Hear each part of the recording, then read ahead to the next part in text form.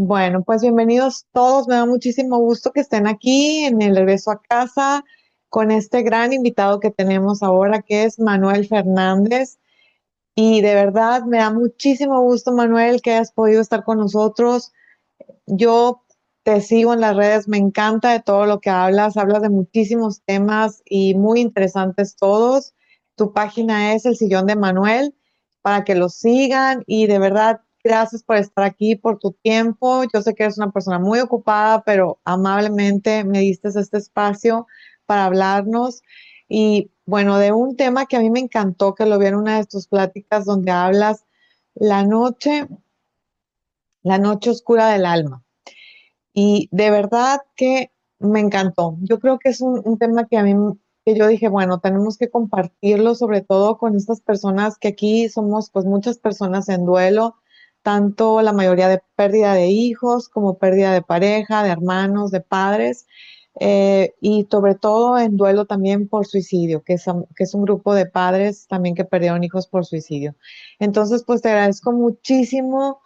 Aquí voy a presento como Manuel Fernández, es conferencista y bueno, que les diga todo lo que es porque no me quiso decir mucho de su presentación, pero de verdad te agradezco muchísimo tu tiempo y el estar con nosotros. Bienvenido, Manuel. Si puedes quitar tu micro, Manuel, porque está silenciado. A ver, déjame mandarte. Ahí estás. Para que lo actives. Activar el audio nada más. Ahí ¿Me estás. quedó? Perfecto. Listo. Bien, comentaba, muchas gracias Ana Elsa por la oportunidad y muchas gracias a quienes nos estén escuchando.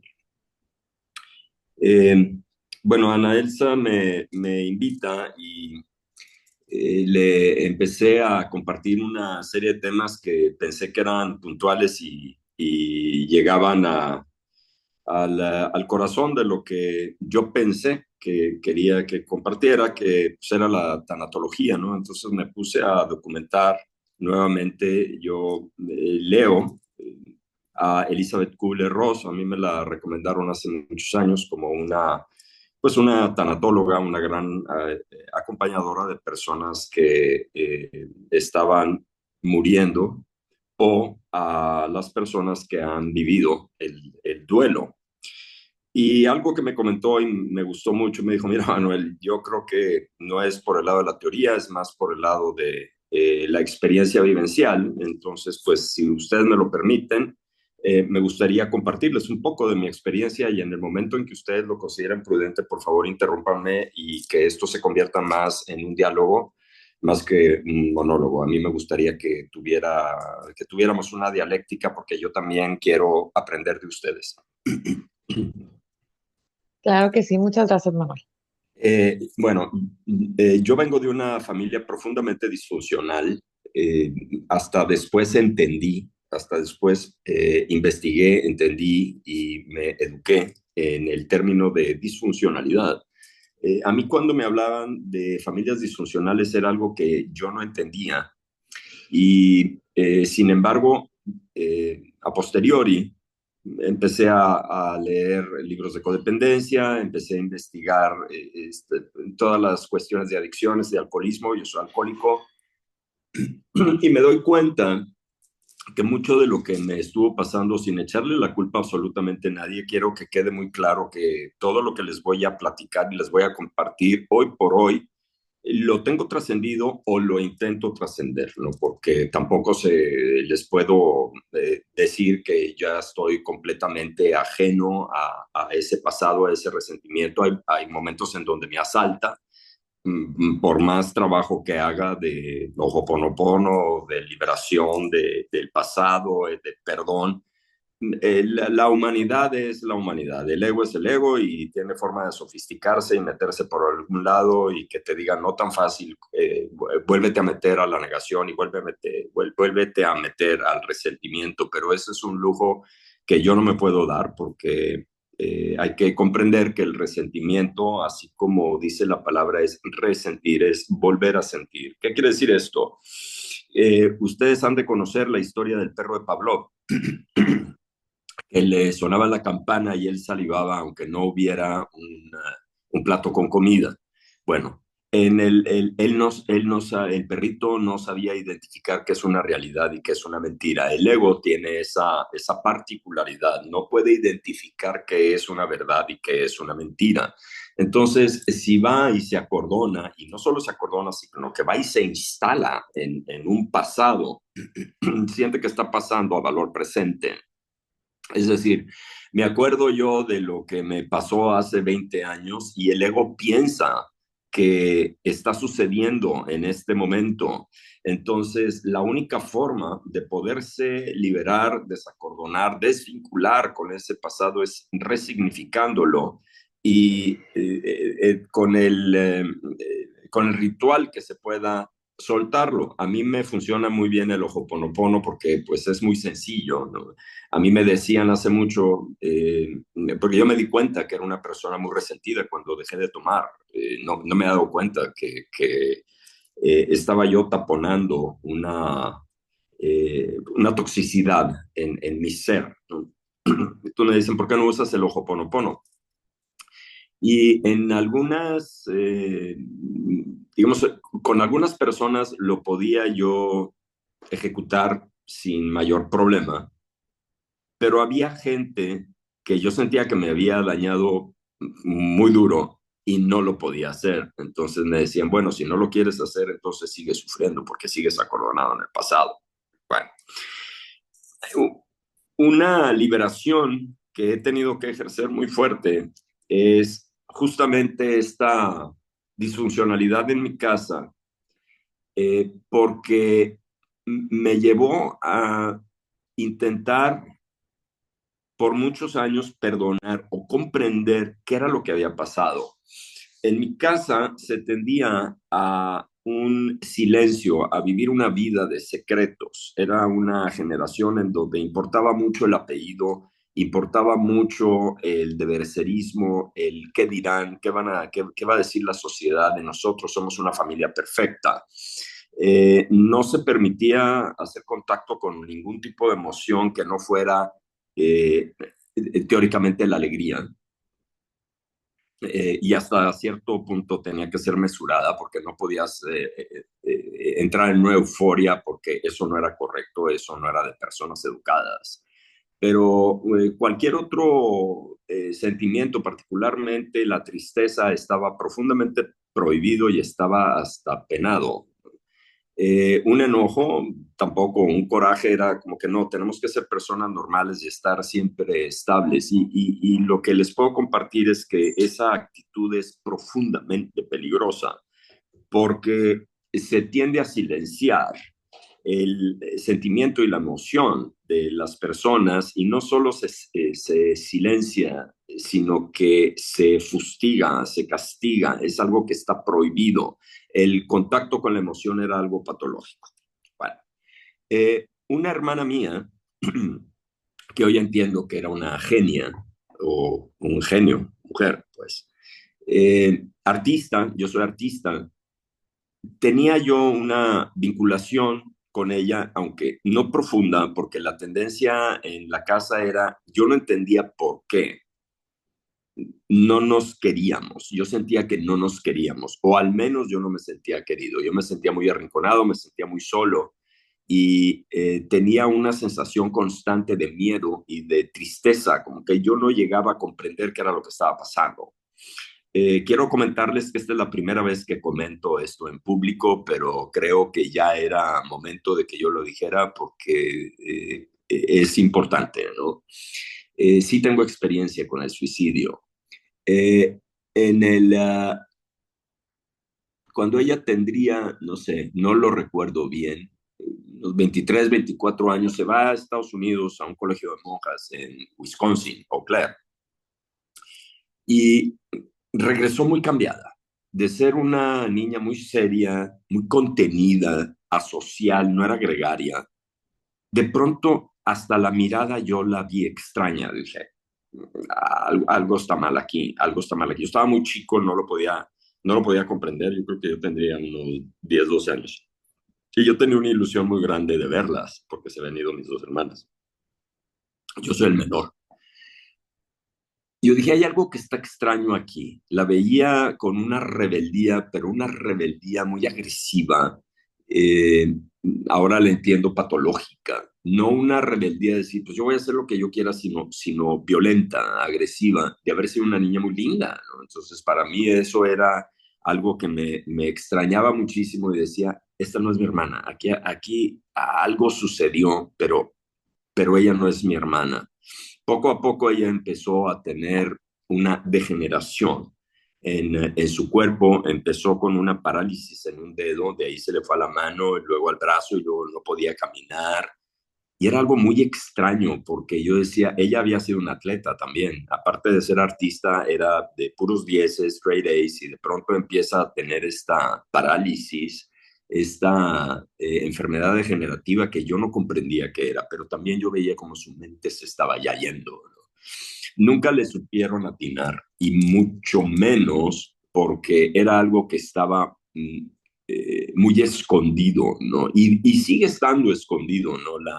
La enfermedad mental no deja de ser un tabú muy fuerte, en donde la gente le tiene mucho miedo al término de una enfermedad mental. Es decir, una persona puede tener un cáncer, la gente se compadece de ella, pero una persona que tiene una enfermedad mental, la gente no lo entiende, no lo comprende y le tiene terror, le tiene miedo. Entonces, ¿qué sucede? Cuando yo empiezo a ver que ella se empieza a literalmente a paralizar, terminó en una silla de ruedas, yo lo que veía era qué es lo que está pasando en esta casa y por qué no le ponen solución.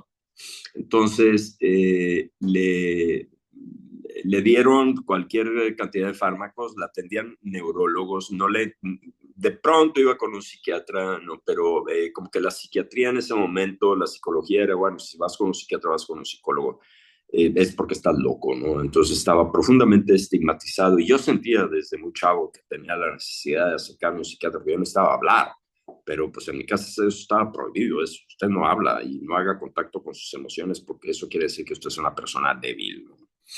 Bueno, no le atinaban, nunca le atinaron. Llegó un momento en donde yo ya sentí que completamente había perdido su sensación de realidad. Ya no estábamos hablando de una bipolaridad, que eso era más o menos lo que le habían diagnosticado. Yo veía ahí una fractura completamente en su psique y de pronto empezó ya con unas actitudes completamente fuera de la realidad, ya no hablaba bien, eh, pero creo yo, y el problema más importante que yo vi es que no estaba siendo reconocido. No estaba siendo reconocido en la casa. Era, aquí todo está bien, aquí no pasa nada, no, un secreto constante, cuando nosotros ya sabíamos que había un problema y mucha gente ya sabía que había un problema, pero se buscaba mucho la reputación, ¿no? Y yo decía, ¿por qué no le quieren entrar de frente a este problema? Y ahora veo que no era otra cosa más que, bueno, un nivel de conciencia muy diferente a lo que hoy se vive, porque, bueno, si estamos dialogando, estamos platicando esto, pues quiere decir que la gente que está escuchando, pues tiene una vibración más alta porque quiere enfrentar esta situación, porque el suicidio es preventivo si se puede hablar, si se habla de él, ¿no? eh, Cuando tuvo su primer intento, de inmediato mis padres lo que dijeron fue una llamada de atención. Esto no es verdad. Yo les decía, oigan, esto no es una llamada de atención. Esto está bastante serio. La clásica es cuando el suicida en potencia dice, me voy a suicidar, y la gente dice, ah, no, es que no avisan. No, sí avisan, sí avisan. Yo lo viví. Porque cuando dicen, no, es que cuando lo dicen, no lo van a ejecutar. No, sí lo pueden ejecutar. Es decir, es muy serio el acreditar cuando una persona está hablando de eso o cuando está hablando de que está teniendo pensamientos suicidas, es algo que se tiene que tratar de inmediato. Y como se tiene que tratar, en mi entender, es con una absoluta comprensión, empatía, con total compasión, y la clave es el amor. Es decir, ok, tienes el derecho a irte, si tú quieres, tienes el derecho civil a irte, pero ¿crees que podamos ver alternativas? Déjame escucharte, no te quiero juzgar, simplemente te quiero acompañar y ver si podemos buscar alternativas. Pero lo peor que podemos hacer es soslayar el problema. Es decir, no, no, no, yo no lo quiero ver, no, no, no, no, no, aquí todo está bien. Eso lo único que hace es cataliza la potencialidad del suicidio. Bien, ¿qué pasa cuando el suicida lo que está buscando es de alguna forma aniquilar a todo el mundo y se aniquila a sí mismo, ¿no? Yo no lo veo ni en ninguna cuestión de pecado ni de juicio, eh, mm, mm, y sí creo que se puede prevenir, sí creo que se puede prevenir si se sabe dialogar, si se sabe platicar. Da mucho miedo hablar de esto, ¿no? Pero es fundamental saber cómo está la otra persona, acreditarla y verlo con seriedad. No decir, no, no, no, pues es que lo que pasa es de que esto es una cuestión pasajera. No, no lo es. No lo es. Esto es un problema muy serio que definitivamente se puede prevenir. En muchos lugares de Estados Unidos hay un hotline, ¿no? Emergency hotline, en donde la gente habla y dice, yo ya estoy pensando, ya estoy inclusive en un lugar en donde ya me voy a tirar. Ok, y empiezan a hablar, y han podido salvar a muchas personas, ¿no? Porque siempre hay una forma de tener una cura y una sanación en la enfermedad mental. Le tenemos que hacer frente y no podemos soslayarla porque sí se puede ejecutar y sí se puede prevenir. Y mucha gente dice, híjole, ¿por qué no hablé? ¿Por qué no dije? Ahora que estuve leyendo el libro de La Rueda de la Vida de Kubler-Ross, habla de cómo se puede prevenir y cómo se puede inclusive sanar y prolongar las vidas de las personas moribundas. Y de lo que hablas del amor es de dejar que la persona se exprese, dejar que la persona pueda manifestar qué es lo que siente. Pero dice, el fundamento es el amor. Finalmente ese es el fundamento es el amor, es decir, híjole, porque si ustedes me preguntan a mí, y yo voy a ser totalmente honesto, yo tenía mucho miedo de lo que estaba viendo que estaba pasando en la casa, yo estaba aterrado, yo ya no podía hablar con mi hermana, tenía yo pánico, y también les quiero decir algo, estaba yo muy enojado con ella. Esa es la neta. O sea, les tengo que abrir el corazón. Yo estaba furioso. Yo decía, ¿por qué te pasó esto? De por sí soy el menor y no entiendo cómo está la onda y con la única que más o menos podía tener reportera contigo y tú ya no eres. Tú no eres la persona que se fue. No, no, ya no sé quién eres. Y entonces más solo me sentí, yo estaba muy enojado. La realidad es que yo estaba muy enojado y ella notaba que estaba yo muy enojado. Inclusive en una ocasión me dijo, me voy a suicidar porque ella me veía furioso, me lo advirtió. Entonces ustedes pueden comprender que en el momento en donde ella lo logra, que yo me estaba graduando, yo debería haber tenido unos 22 años, la primera sensación fue una culpa espantosa de decir, ¿cómo no le puse yo atención a esto? Qué bárbaro. Y también estaba yo furioso con mis papás, furioso, porque en una ocasión mi papá me había dicho, es que es una llamada de atención. Y le decía, papá, entiende por favor que no es una llamada de atención. Lo ejecutó. Sin embargo, en la casa todo era felicidad. Y yo decía, no es cierto, yo no siento felicidad, yo siento una zozobra espantosa, siento que me estoy literalmente ahogando, me estoy asfixiando por dentro y estamos jugando a ser la familia feliz. Esto no es verdad, es que esto no es así, esto es algo que se tiene que hablar, pero estaba prohibido. Ojo, yo no le estoy echando la culpa a nadie, así fue. Ese era el nivel de conciencia que había. Yo lo tengo perdonado o trato de perdonarlo porque si soy honesto, si de repente digo, híjole, qué fuerte estuvo. Pero bueno, es algo que yo también tengo que entender que es el derecho inherente de la persona a irse. Yo no juzgo, yo no me meto en ninguna cuestión religiosa ni de pecado. Yo procuro hacer un contacto soberano con mi poderío y con mi señorío al estar conectado con Dios como yo lo quiero concebir, porque me imagino que de algunas personas que me han seguido pues saben que yo fui ateo, fui un ateo recalcitrante y ahora quiero llegar a ese tema. Al no poder hablar esto en mi familia de cómo me sentía yo después del suicidio de mi hermana, acudí con un sacerdote. Cuando yo no estaba, no quiero decir remotamente cerca, mm, quería de alguna forma tener un contacto con Dios, porque yo, aparte de este evento, siempre fui un niño tristón y con miedo, ¿no? Entonces, yo estaba tratando de ligar, de religar, como dice la palabra, es religión, es volver a ligar, es volverte a vincular con Dios. Voy con un sacerdote estando yo sumamente atribulado y le dije, pasó esto en mi casa, ¿no? Y me dijo, ella no tenía derecho a hacerlo. No les puedo explicar la rabia que me dio en ese momento. Y yo no quise saber nada de Dios. Me separé completamente, me declaré ateo, y no solo ateo, me declaré como protestante, no como religión, sino en una actitud de protesta. Me decían, ¿tú crees en Dios? Y yo decía, no. Digo, si hay un vato que tenga la capacidad de enviar esta cantidad de dolor, yo no quiero saber quién es. Y perdónenme que sea tan frontal, pero pues eso es lo que traigo. Prefiero comentárselos tal cual. No me quiero enmascarar en esta conferencia porque yo creo que esta conferencia es sumamente importante. Y les agradezco muchísimo que me hayan invitado y que me estén escuchando. Yo decía, bueno, dicen que tú eres que nosotros los seres humanos somos la creación más preciada del universo. Yo ya no lo creo. Yo creo que estás muy ocupado haciendo galaxias y planetas en otra parte y no nos pelas, nos tienes completamente abandonados. Yo decía, claramente yo te caigo muy mal, pero no te preocupes porque el sentimiento es mutuo, tú también me caes muy mal.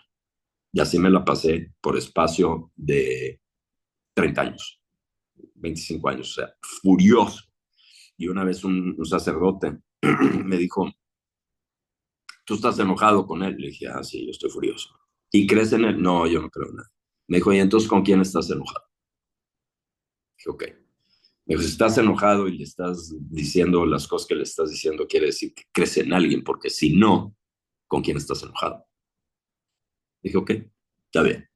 Entonces, para mí, el llegar a tener una revinculación con Dios me llevó 30 años, me llevó 30 años, ¿no? Y me llevó hasta que toqué la noche oscura del alma. Yo no he tocado una noche oscura y tampoco me quiero vanagloriar de que yo he sido el que ha tenido las noches oscuras más perras del mundo. No, yo creo que nadie la tiene fácil en este planeta. Este es un planeta dual en donde hay luz y sombra, en donde eh, hay perdón, hay amor y hay miedo.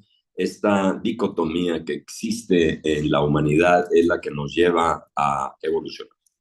Bueno, con el tiempo, eh, para mí esa yo creo que fue una de las noches oscuras más fuertes que he tenido. Literalmente yo sentí que se me interrumpió la vida. Yo siento que se me fracturó la mente entre el coraje, la negación, la no aceptación, la rabia que me dio la religión y la respuesta que me dio, ahora entiendo, un maestro de vida de pulido fino, de decir, híjole, qué cruel puede llegar a ser la vida y qué cruel puede llegar a ser el ser humano en vez de decir, oye, yo te comprendo, ella tenía el derecho y pues es una enfermedad. No, no, no, no. Desde el punto de vista del pecado y la religión, dije, ¿qué es esto? ¿No? O sea que me sentí muy solo. Sí, y aparte también en la casa Hosh Hosh y no digan nada, y todo el mundo sabía, finalmente, ¿no? Todo el mundo sabía. Es decir, para mí tocar este tema en público, créanme que me costó trabajo. Yo escribí un libro, no lo toqué, ese punto, y hoy por hoy es la primera vez que lo quiero desahogar y que lo quiero externar. Porque lo peor que puede pasar en una casa en donde se empiezan a ver visos de que hay un problema y que puede venir un suicidio, de inmediato se le tiene que poner atención. y lo peor que podemos hacer es ponerlo en secreto, porque ¿qué van a decir los vecinos o qué va a decir la sociedad? Que la sociedad es algo muy relativo. Pamela Cribe, que es una escritora que a mí me gusta mucho, dice, esto de la sociedad es una falacia, es una mentira. Simplemente somos un grupo de personas y de individuos que estamos tratando de salir adelante en una existencia que puede llegar a ser hostil y que puede ser complicada. Y hasta después de mucho tiempo uno comprende que a lo que viene uno aquí a este planeta, uno es existir y en la medida que se pueda ayudarnos entre unos y otros, porque si no, yo estoy absolutamente seguro que este planeta se va a colapsar si no entramos en una dinámica de utopía, aún y que parezca algo completamente ajeno a nosotros, pero mientras estemos buscando chivos expiatorios, como en la política, entre las religiones, entre las culturas, este mundo estoy absolutamente seguro que se va a colapsar. Estamos buscando chivos expiatorios constantemente, enemigos constantemente. Entonces llega un momento en donde se provoca algo tan primitivo como la guerra, ¿no? O sea, que no, la guerra no es otra cosa más que un asesinato como con un permiso político, ¿no? Pues, bueno, ¿a qué voy? Que si no sabemos ayudarnos entre los seres humanos, literalmente nos estamos destrozando, ¿no? Es decir, tiene que tener el ser humano una actitud más compasiva ante las personas. No con esto les quiero decir que yo estoy ya en otro nivel. Procuro estar en ese nivel, pero no siempre estoy porque pues el ego siempre va a tener sus herramientas para esconderse, para sofisticarse y para decirte, no, mira, tú no ayudas a nadie, ayúdate tú y hazle como quieras, ¿no? Pero bueno, entonces, esa fue una de las primeras noches oscuras más fuertes que tuve. Otra noche oscura muy dura que tuve fue cuando dejé de tomar, porque luego me di cuenta que mucho de esta disfuncionalidad de la casa me llevaba a tratar de anestesiar el, a mí me hablan de amor y yo decía, yo no sé qué es eso, yo lo único que veía era un profundo desamor en mi casa, no le echo la culpa a nadie, pero lo mismo sentía también en el colegio, ¿no? O sea, yo fui muy buleado y yo decía, pues literalmente yo me acostumbré a sufrir. Yo dije, esto es la vida, así es la vida. Aquí yo no me lo voy a pasar chido, no me lo voy a pasar bien. Esto va a ser un constante estado de sufrimiento. Bien, eh, las, la noche oscura del alma, entrando a ese tema y en el momento que ustedes quieran, volvemos al otro. Tiene un solo objetivo, es el empoderamiento, ¿no? Entonces, Einstein decía, la crisis te lleva eh, a vibraciones más altas, a densidades más altas de entendimiento y no se le debe de sacar la vuelta a la crisis. Es decir, lo peor que podemos hacer cuando viene una crisis es gravitar, es gravitar a través de no quererlo ver, ¿no? De estar nada más diciendo, no, no, no, pues es que ahí viene algo que no me gusta y le quiero sacar la vuelta. La noche oscura del alma tiene la capacidad para quitarte todo. Te puede quitar dignidad, te puede quitar autoestima, te puede quitar dinero, te puede quitar salud, te puede quitar la vida. Es importantísimo identificar cuando uno está en la noche oscura del alma y no sacarle la vuelta, ni juzgarla, ni evaluarla, sino decir, ok, ya sé que ahí vienes, entonces pues échame más, dame más y ver cómo puedo evolucionar con esto. La palabra crisálida, la palabra crisis, comparte su raíz etimológica con crisálida.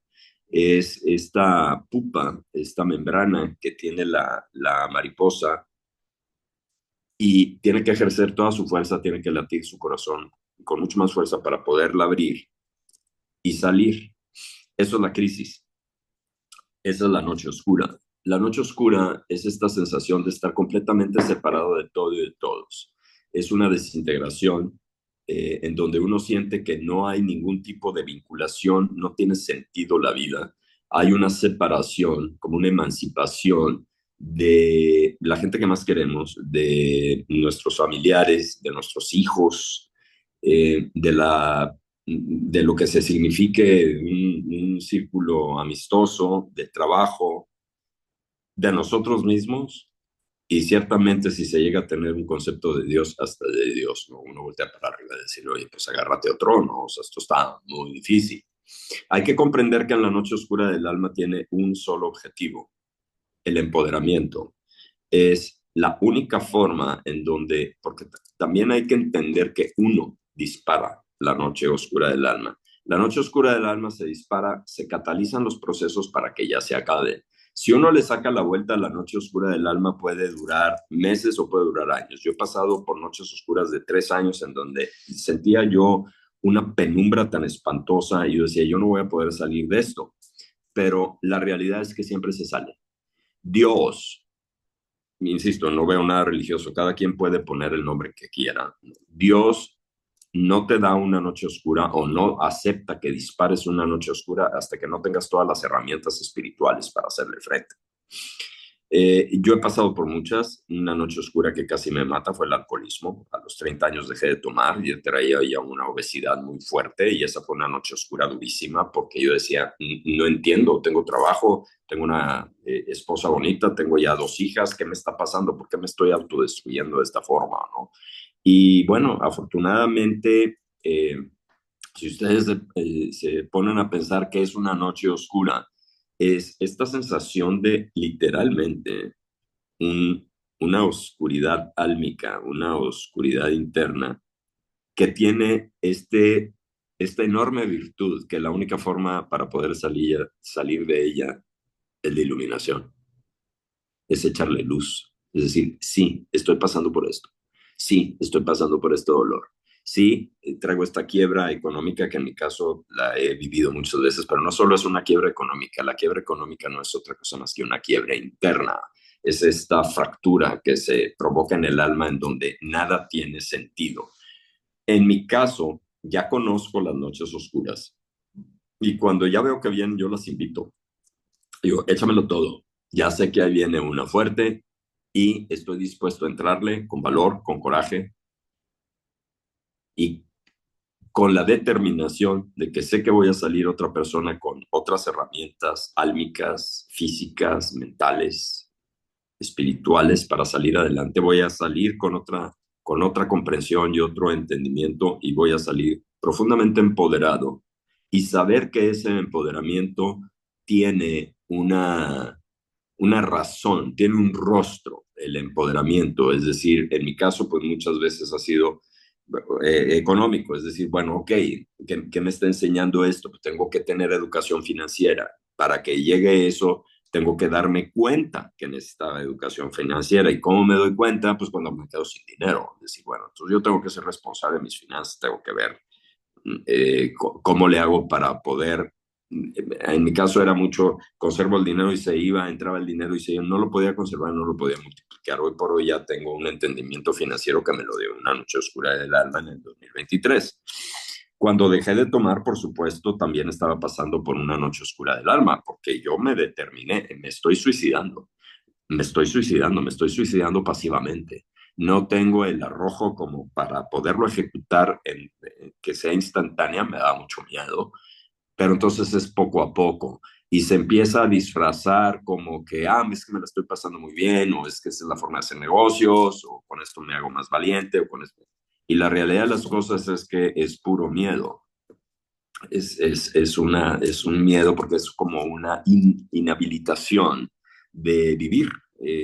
No sabía yo vivir y hoy por hoy, créanme que aún intento seguir trabajando en un entendimiento que me permita tener una vida estable, feliz y mejor que ayer, ¿no? Entonces, mucho del truco es vivir en el hoy y tratar de cortar el resentimiento. Otra de las noches oscuras definitivamente fue cuando murió mi hermana, que literalmente sentí que había perdido yo el sentido de la vida. Eh, Nunca pensé que nos fuera a pasar esto en la casa y yo lo sentí, aún y que lo vimos. Eh, yo sentí una inmensa crueldad universal. Yo decía, qué bárbaro, ¿no? Qué duro está esto, ¿no? O sea, qué pesado está esto y bueno, pues así es y ni hablar. La gente se me acercaba con cierto cariño, por supuesto, nadie hablaba de eso porque era un súper cosh eso no se podía decir. Pero si ustedes ven una película que se llama The Sun, que sale Hugh Jackman, ahí se plantea muy bien cuando una persona no quiere aceptar que su hijo está enfermo. No puede aceptar que trae una depresión, no puede aceptar que está ingiriendo alcohol o drogas, no lo puede aceptar, no lo puede aceptar y dice, no, no, no, es que esto es momentáneo y la vamos a pasar muy bien, ¿no? Y la realidad es otra, ¿no? Ahí es de inmediato hablar con la persona y contactar con un profesional de la salud mental, pero de inmediato, ¿no? Y tomarlo con absoluta seriedad y no verlo como una llamada de atención. Bueno, hoy Hola, por hola, hoy se hola. rebotó. Bueno, sí, sí, sí, sí, sí, sí. Hola, Manuel. Hola, Perdón por la no, interrupción. dale, Tú al inicio dijiste que podíamos interactuar contigo en cualquier momento. échale. He estado escuchando la plática y bueno, indudablemente creo que las personas que estamos aquí, que somos sobrevivientes a familiares suicidas, en mi caso sobrevivo a la pérdida de mi hijo Max de 16 años hace medio año. Creo que todos de alguna manera estamos en una noche oscura del alma, ¿verdad? Por el momento en el que estamos pasando. Así es. En mi caso particular y mi esposa que aquí está a un ladito, Max, sí tuvo manifestaciones. Quiero tomar un punto en particular que lo has comentado. Dale. Es la cuestión de no tomar a la ligera las manifestaciones. Siempre hay señales y sí que las hay. Lo que a mí me ha sucedido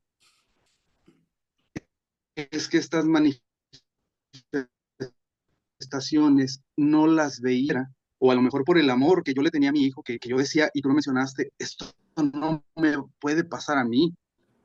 Entonces, el ahora que al final de cuentas haya sucedido que él se quite la vida, pues me deja, he intentado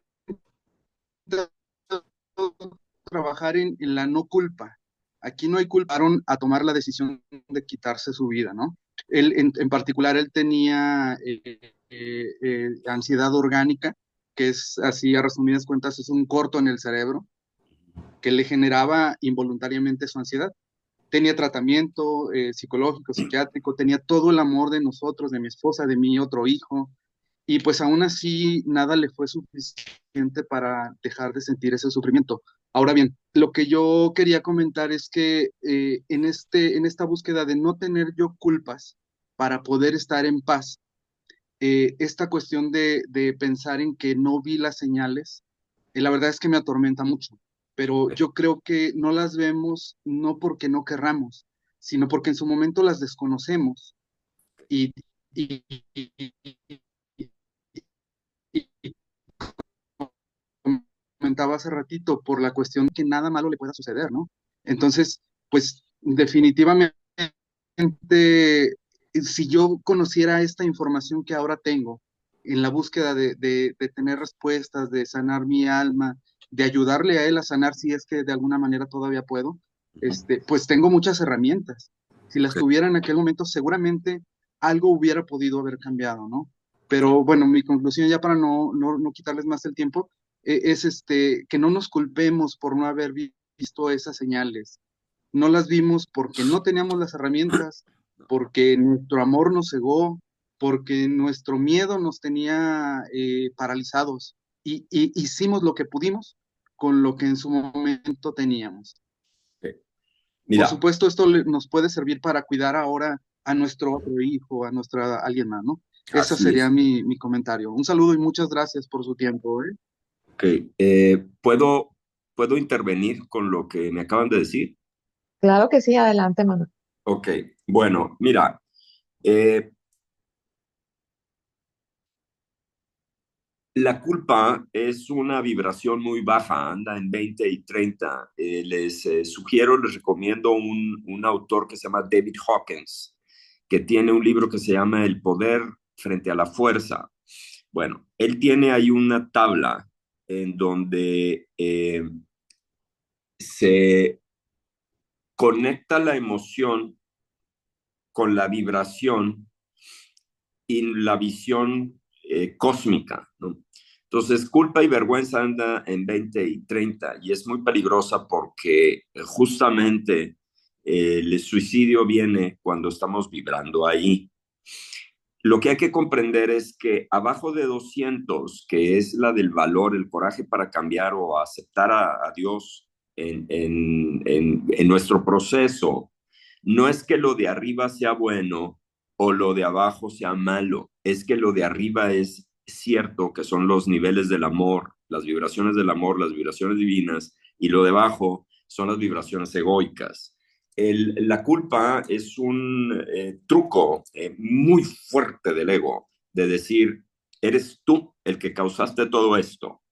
Si ustedes ven una película que se llama Beautiful Boy, cuando una persona entra a un grupo de Al-Anon y de codependientes anónimos porque tiene un hijo en actividad, hay 3 Cs. Dice, yo no lo causé, yo no lo puedo controlar y yo no lo puedo curar. De otra forma, la culpa tiene una capacidad de amarrarte y de cristalizar el cerebro, porque hay que comprender una cosa. Cuando una muerte que venga anunciada, accidental o sorpresiva, siempre hay culpa. Aún y que nosotros veamos que nuestro papá ya se está muriendo, tiene una apoplejía, muere y decir, híjole, es que no le dije lo suficiente cuánto lo quería, y ese es el ego que se amarra a decir, mal, hiciste las cosas mal. Yo por muchos años no tuve una comunicación con mi papá adecuada. El último año, él ya enviudó, estuve en una casa geriátrica, Villalolita, aquí, cerca de mi casa. Créanme que yo creo que fue el mejor año de comunicación que tuve con mi papá y había tenido un derrame cerebral. No se acordaba que había desayunado. Se hizo como un niño, pero ya cuando lo vi con esa vulnerabilidad lo empecé a ver con mucho más cariño y luego tuve una apoplejía y ya pierde el habla de haber sido una persona súper inteligente y pierde la movilidad en la mitad del cuerpo. Y lo agarraba yo de la mano y se me quedaba viendo con un amor. Y decía, esto era lo que yo quería de mi papá. Y ya no hablaba. Y cuando murió, yo no sentí culpa, porque dije, aún y que haya sido en la última semana en donde nos agarramos de la mano y estaba mi hermano, él y yo, los dos de la mano diciendo, papá, ya te puedes ir, hiciste un gran trabajo, gracias por todo lo que nos diste, aquí estamos Manuel y yo, ya te puedes ir, no te vayas a frenar, dale para adelante. Y se nos quedaba viendo con un amor a los dos, diciendo, hice una buena chamba, a pesar de lo que vivió, porque cuando murió mi mamá, me dijo, esto de tu hermana yo ya no me quiero acordar. Y él era científico, y una vez le vi una cruz aquí y le dije, oye, ¿qué es eso? Me dijo, era de tu hermana. Y le dije, yo no sabía que tú eras espiritual. Me dijo, por dentro sí, lo tenía muy callado, porque él sentía como que si lo decía, se podía vulnerar. En mi caso, mis hijas saben toda mi historia, porque yo preferí abrir completamente mi alma, que ellas lo vieran. Son 2 chavas súper funcionales ahorita, que se saben comunicar, que saben hablar. Y una vez cuando nacieron mis nietas, mi nieta y mis nietos, yo le dije a mi hija, nada más por favor asegúrate que sepa que su papá es alcohólico y que su abuelo es alcohólico. No se lo cierren, porque como es genético, puede tener el genoma. Entonces, nada más que sepa, por favor que sepa, porque si no es, mi abuelo era alcohólico, a mí nunca me dijeron, y aparte yo tengo el nombre de mi abuelo, ¿no?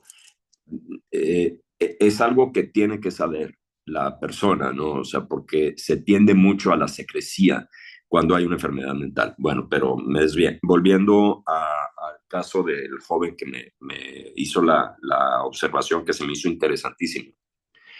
El hecho de que no hayas visto las señales no te hace culpable del problema.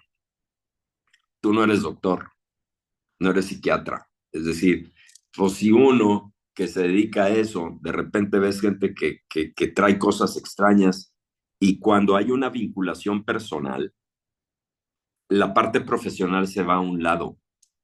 Entonces, cuando yo he visto gente, por ejemplo, que me empieza a decir cosas extrañas, y, ¿qué es esto? Pues está borracho.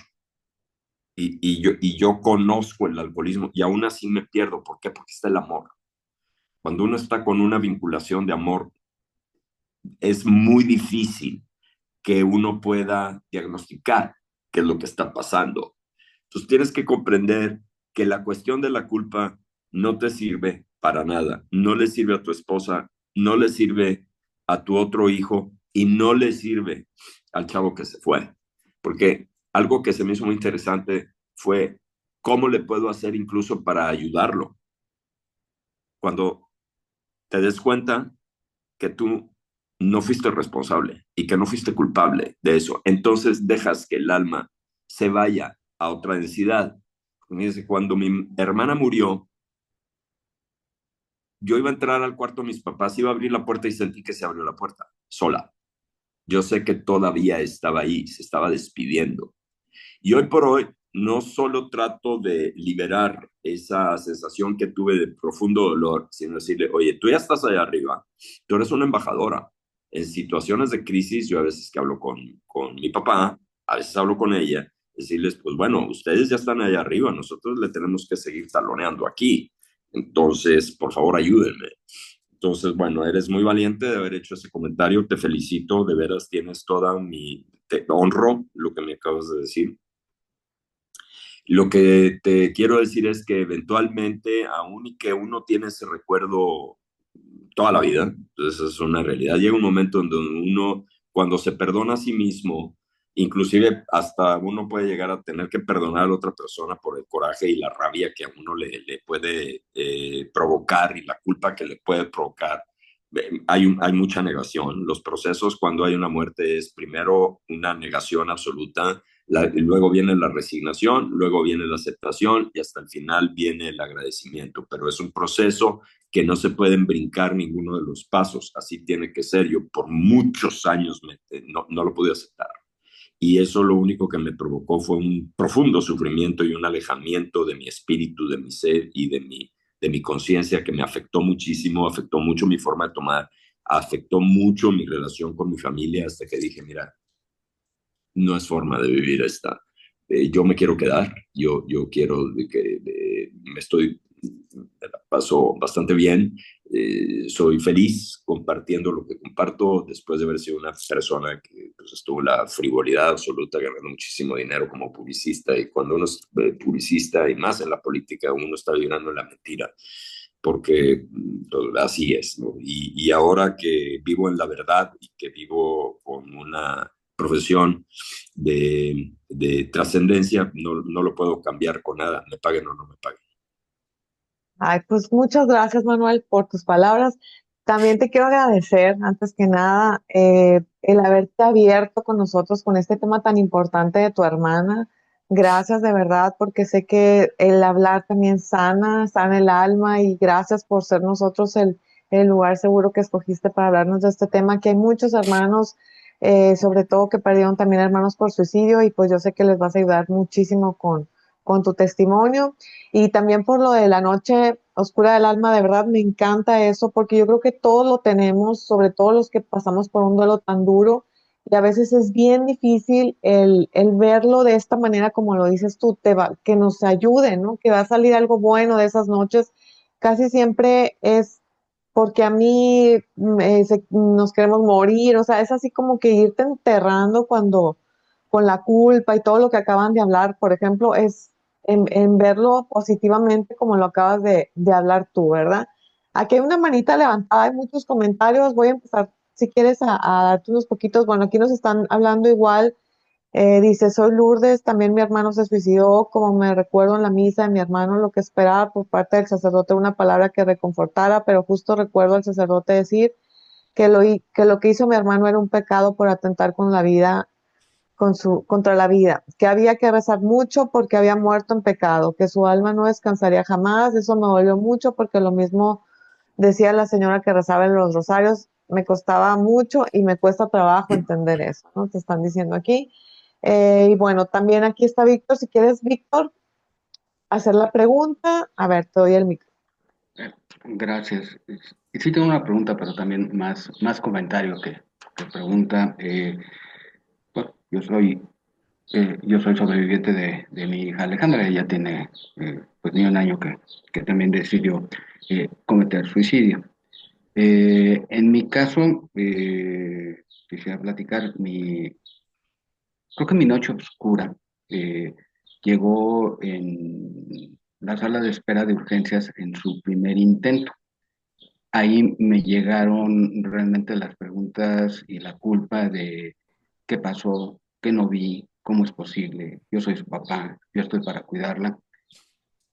Mm, y efectivamente, como comentabas, Manuel, es, es un momento de tomar decisión. O cierro los ojos y hago que esto no está pasando, o lo enfrento. En mi caso tuve la claridad de enfrentarlo, supe lo que era la enfermedad mental, me preparé, me capacité para poderla entender, para poder acompañarla con ella. Eh, yo al final lo comparo mucho con el cáncer. Eh, es una enfermedad terminal, pero pues cuando se detectan no lo sabemos. Entonces, pues hay que ir al tratamiento, hay que ir a las quimios, les va muy mal, se quedan pelones, les bajan las defensas, y hay que hacer muchas cosas. Y resulta que esas personas son guerreras, les aplaudimos, los entendemos. Pero en el caso de la enfermedad mental, por miedo, por falta de comprensión, de información, el estigma alrededor pues no lo vemos. Yo, para bien y para mal, tuve la oportunidad de ver a mi hija en sus diferentes ingresos a hospital psiquiátrico y vi cómo salía. O sea, realmente es algo que no se desea. Cuando ella ya me dijo, ¿sabes qué? Yo sí me quiero ir, dame permiso. Yo hablé con ella y mira, ese permiso yo, tu papá, no te lo puedo dar.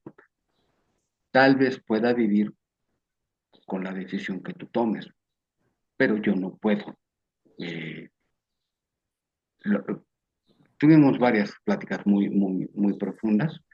eh, y yo cuando lo vuelvo a comparar con el cáncer es como cuando se curan, están en remisión y de repente vuelve. Y hay personas que dicen, ¿sabes qué? Yo ya no Ya, me vuelvo a ahí someter a muere. lo mismo, ahí muere. Y resulta que todo el mundo los comprendemos, los apapachamos, respetamos su decisión, Ahí está. pero en la enfermedad mental, para mí, pasa lo mismo. Así Lo que es. pasa es que no los vemos conectados, ahí con un ataque, no. A veces cuando la gente se acerca y a veces con torpeza, a veces con amor, sin preparación, la mayoría de las veces es que, y a mí a veces me dicen, a veces me preguntan, bueno, es que no puede haber algo más doloroso. Yo por la vivencia y cómo atravesé los últimos años de Alejandra, pues para mí lo más doloroso es ver sufrir a un hijo. Me duele mucho su ausencia, no sé cómo la voy a seguir aprendiendo a vivir, a todo esto, pero si hay algo que me duele más que no esté, es verla sufrir. Eh, en mi caso, mi vivencia, mi sentir, Sí, me ayuda a mi diario vivir. Yo sé que ahorita ya no se le está pasando mal. No tengo claro en dónde esté, todavía estoy conciliándome con esa parte, pero esa primera noche oscura hoy me sigue alimentando. Hoy me sigue diciendo, bueno, pues es que hiciste lo que tenías que hacer, tuviste la oportunidad, me llega el agradecimiento y no me quita la soledad, no me quita la ausencia, pero de alguna forma me reconforta. sí. Eh, y pues juego con esa analogía con esas enfermedades también terminales, Ujú. porque la enfermedad mental es así. Eh, esta parte de cuando yo traté de hacerlo, lo que estaba a mi alcance, efectivamente esto de yo no lo causé, yo no lo puedo controlar y yo no lo puedo curar, no en esa forma, no en esas palabras, pero lo tuve claro. pero hice lo que estuvo a mi alcance y entre ellas fue mucho de prevención del suicidio. Algo que se me quedó grabadísimo es que, pues en realidad nadie quiere morir, incluso los que se suicidan. No, quieren vivir. Quieren acabar con el dolor Así es, quieren vivir. bien, y generalmente ese dolor nada más se traslada Así y se es, traslada a los seres queridos. así es. Hablo con mi hija menor, le digo, bueno, nosotros tenemos la decisión qué hacer con ese dolor. No se fue con Alejandra, ¿qué vamos a hacer con él? Así es, ¿Permitimos que nos trague o aprendemos a vivir con él? así es. Es pues parte de mi vivencia, pero quería comentártelo para poder hacerte esta pregunta. Eh, Acabo de decir, yo soy papá de otra hija. A la distancia y todo, y en un mundo ideal, ¿cómo te hubiera gustado a ti que tus papás te apoyaran con la pérdida que tú sufriste? Ellos estaban en la suya, pero a ti, hoy, así en un mundo ideal, sé que cada quien con lo que tenemos, pero yo estoy en esa búsqueda de poder apoyar también a mi otra hija. Víctor, ¿verdad? Sí, Ok, qué fuerte pregunta. Me movió todo. Eh, hablando, hablando. O sea, híjole, qué perros tuvo no poder hablar. Sí. Híjole, fue algo espantoso estar viviendo eso en soledad. Espantoso, porque imagínate el estigma. ¿Cómo lo voy a hablar por fuera? Imposible. O sea, no, eso, yo no podía. Hablando. O sea, ¿cómo me hubiera gustado? Y no te lo digo con dolor. Se me hace súper interesante la pregunta, porque créeme, hoy por hoy trato de trascender, y eso que fue hace muchos años. Hablando, hablando, que pudiera yo estar con mi papá a decirle, ¿qué onda con esto? ¿Cómo? What's next? ¿Qué sigue, güey? ¿Qué sigue para nosotros? ¿Qué tenemos que hacer? Sí. Pero lo que tengo que comprender era que para yo poderlo perdonar, esa actitud y no decir mis papás tuvieron la culpa, que no la tuvieron. Ellos estaban enfermos. Ellos no causaron esa enfermedad. O sea, no se puede provocar la esquizofrenia. Sí, porque fue esquizofrenia. O sea, no había forma de que fuera eh, otra palabra. Les tenían pánico a esa palabra, ¿no? Y aparte tomaba alcohol y eso le exacerbó la esquizofrenia, catalizó el proceso, ¿no? Era hablando, Víctor. ¿Cómo me hubiera gustado que, si tú quieres, no que me apacharan ni que nada más poder hablar? Porque era, ok, ya se suicidó, ahora todo se cae. Ahora te lo tragas. Entonces imagínate haberte tragado eso tantos años. Y te voy a decir otra cosa que me pasó. A mí me decían, tú no tienes derecho a sufrir porque no lo viste. Y me lo creí. Y sin embargo, yo la levanté, traía la Biblia aquí en la mano y la vi escribiendo. Yo la levanté y me creí que yo no había sufrido. Entonces tú te imaginas lo que me provocó por dentro, la dureza de decir, no, es que a mí me lo taponaron. Y llegó una vez con un psiquiatra cuando dejé de tomar, le dije, porque él supo, ¿no? Lo que había pasado. Y me dijo, ok, vamos a tratar el problema del alcoholismo porque tienes que entender que lo de tu hermana te afectó mucho. Yo le dije, ¿cómo? O sea, a mí me dijeron que no. Dijo, pues, ¿cómo vas a tapar el sol con un dedo? Sí, o sea, pues, claro que te afectó. Un suicidio afecta muchísimo a toda la familia. Entonces, yo hubiera querido hablar. ¿Qué te puedo sugerir? Desde luego, si me lo permites. ¿Puedo? sí, claro. Acércate a tu hija y habla con ella. habla con ella, ten tiempo de calidad con ella, vete a comer con ella, eh, platica con ella, dile cuáles son sus necesidades, escúchala, trata de escuchar más que hablar, ¿sí? A ver qué sientes, no juzgues, no des consejos, no des sugerencias, nada más escúchala. Desde lo más profundo de tu amor y de tu corazón, escúchala, porque ella está sufriendo también, muchísimo. Es decirle, se vale sufrir, se vale que te sientas mal, y platícame qué es lo que necesitas, qué te puedo dar yo, ¿sí? Anclarte en el presente. Y me gustó mucho una palabra que dijiste, dije, wow, esto sí es un chavo que está evolucionando gruesísimo. Decidió, decidió el suicidio, ¿sí? Porque es una decisión consciente, el suicidio, decir, ya no puedo más. David Hawkins, este autor que les platicaba, dice que el suicidio lo que quiere es vivir, ¿sí? No es que quiera morir, es que quiere vivir, quiere trascender y tiene, según mi punto de vista, el derecho civil de hacerlo, porque nadie puede saber la carga de la lápida que tiene una persona con enfermedad mental más que ella misma. Esto que dijiste de la incomprensión es clásico del alcoholismo. El alcoholismo es una enfermedad mental. Sí, digo, se refleja por la parte adictiva, ¿no? Pero es una enfermedad mental. Y mucha gente se puede compadecer de una persona con cáncer, pero nadie se compadece de una persona con enfermedad mental. Nadie. Y no te digo un borracho que lo ves ahí tirado, ¿no? Pero nadie se compadece porque te dice, no, es que está chiflado. Es que puede salir por fuerza de voluntad de esos pensamientos. No se puede. No se puede. Es un problema de sinapsis cerebral que difícilmente, ¿cómo te diré? Puede que esté diagnosticada, pero no está comprendida, ¿no? O sea, porque si no, pues el psiquiatra te puede dar el medicamento para que salgas adelante y ya, y aún así la gente toma la decisión. Es decir, es muy difícil que se pueda comprender por más que esté investigada la enfermedad mental.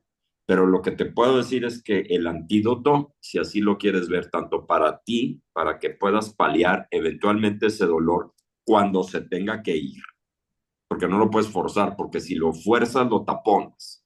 Dices, no, no, no existe esto, no, no, sí existe. Y decir, me duele. Pero lo que te puedo decir es que lo que va a ir erosionando poco a poco y va a ir atomizando este dolor es el amor. Es el amor, es conectar con el amor, conectar con la aceptación y conectar con el perdón, ¿no? Eso es fundamental. El, uh, el ritual que puedas hacer puede ser Hoponopono, puede decir, yo hay veces lo que hago es, no voy a misa y no me quedo en la misa, pero sí me voy al Santísimo y ahí puedo meditar, ahí medito. Aquí en mi consultorio tengo una imagen de una virgen, entonces me conecto con ella y decirle, oye, pues ayúdame con lo que voy a escuchar durante todo el día. Yo sé que va a estar fuerte, pero yo sé que de tu mano puedo. Le pido ayuda a mi papá, que fue médico también. Entonces, la forma en donde yo creo que poco a poco vas a ir sanando es que te comuniques con tu hija, tanto la que tomó la decisión de irse y de trascender y de evolucionar, porque es una forma de evolucionar, con tu hija aquí en la tierra y decir, vamos a tener tiempo de calidad, ¿no? No nos arrepintamos de nada de lo que puede pasar en la vida y anclarnos en el aquí y en el ahora. Hoy por hoy nos tenemos, consentirla todo lo que puedas, ¿sí? Apapacharla todo lo que puedas, decirle que la amas todo lo que puedas. Eh, y estoy absolutamente seguro que eventualmente no lo vas a olvidar, pero sí lo vas a poder trascender. Muchas gracias. Un abrazote. E igualmente para ti. Ay, pues muchísimas gracias, Manuel. Yo creo que ya, pues ya se habló demasiado de todo. Me encantó porque hayas resumido todo en perfecto. Yo creo que no sé si tengas algo más que decirnos. Aquí la gente ya está muy callada, dándote gracias totalmente. Te dan las gracias, que eres maravilloso, bendiciones. Qué excelente invitado. Bueno, también te preguntan del libro, que me interesa el libro por título, que si tiene el título El poder frente a la fuerza, de David Hopkins, así se llama. ¿Sí? Ujú. Ok, el poder frente a la fuerza. Muy bien. Y bueno, pues felicidades y mil gracias. No sé si quieres decirnos unas últimas palabras. De verdad, yo bien agradecida de que estés con nosotros hoy. Sí, sugerirles la literatura de Elizabeth Kubler-Ross, es muy importante. Tiene On Death and Dying, La Rueda de la Vida, vio miles de personas en situaciones terminales que creo que vale la pena que la lean. Y que en todos los casos, bueno, sí me gustaría también agregar esto, las personas que han tenido experiencias cercanas a la muerte, NDE, que van y regresan, todas dicen que el otro plano es un plano hermosísimo, que es un plano maravilloso. O sea, no hay una sola que haya dicho voy y regreso y dicen está terrible. La inmensa mayoría se ha querido quedar allá. Regresan porque todavía tienen una misión y todavía tienen que tener una prolongación en su vida terrenal. Generalmente los reciben seres que han estado cercanos, familiares. Hay una literatura muy hermosa también de Anita Moorjani, que es una chava coreana que se llama Dying to be Me, muriendo por ser yo. Es una mujer que tuvo un desprendimiento ya con una metástasis absoluta en todo su cuerpo, se desprende, ve al papá, está del otro lado de un río, y le dice, mira, si te pasas de esta, y dice que estaba hermosísimo, y si te pasas a este lado del río, ya no hay vuelta para atrás y tienes la decisión y si lo quieres hacer, tienes el libre albedrío del derecho. Si te decides regresar es porque tienes una misión muy grande, que es vivir una vida sin miedo. Regresa, se sana en 3, 4 días. Dios te bendiga a ti también, Mara. En 3 o 4 días sale del hospital y ahora se dedica a comunicar este mensaje a todo el mundo. Otro libro es La prueba del cielo de Ivan Alexander. También él tuvo una separación pues, tuvo una apoplejía siendo el neurólogo y regresa y dice que iba arriba de una mariposa con una niña que le decía, todo lo que hiciste está bien, todo lo que hiciste está bien, todo estuvo bien. Y él decide regresar y resulta que vio una foto. Voy a hablarlo como lo recuerdo porque no estoy seguro. Decía que habla con, no sé si era con su papá o con su mamá, y le dice, es que yo vi esto cuando morí, y le enseña una foto y le dice, la niña que viste ¿es ella? Y le dice, sí, es ella. Era una hermana que había muerto antes de que él naciera. Ay, qué bonito. Ay, pues mira, Manuel, aquí en este grupo de verdad somos bien espirituales. He tenido muchos invitados con esas experiencias. Por lo menos yo leí a Elizabeth al principio de mi duelo y me ayudó muchísimo.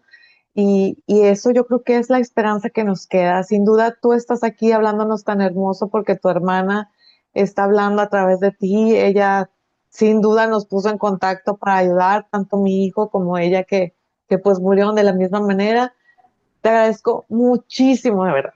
Te abrazo con todo mi corazón y sé lo difícil que es abrirse a veces para estas pláticas. Sin duda, yo pienso que cuando se muere alguien tan querido, por eso tengo el grupo de hermanos, porque son personas que sufren mucho en silencio, que no se habla mucho, que no los tomamos mucho en cuenta y como que volteamos a ver más a los papás, pero siento que el dolor es igual, es muy grande y de verdad te agradezco estar aquí. Siempre me han pedido un testimonio como el tuyo, tan humano, tan hermoso y de verdad lleno de sabiduría como has manejado todo esto. Gracias. No me queda más que agradecerte. Aquí pues te super agradecen todos y bueno, ¿qué más te puedo decir? Ojalá pronto volvamos a coincidir Cuando y quieran. ojalá algún día nos veamos en persona. Muchas gracias, Manuel. Gracias de verdad y gracias a todos por acompañarnos. Les mando un Gracias. abrazo. Gracias. Dios te Gracias. bendiga. Gracias. Muchas gracias.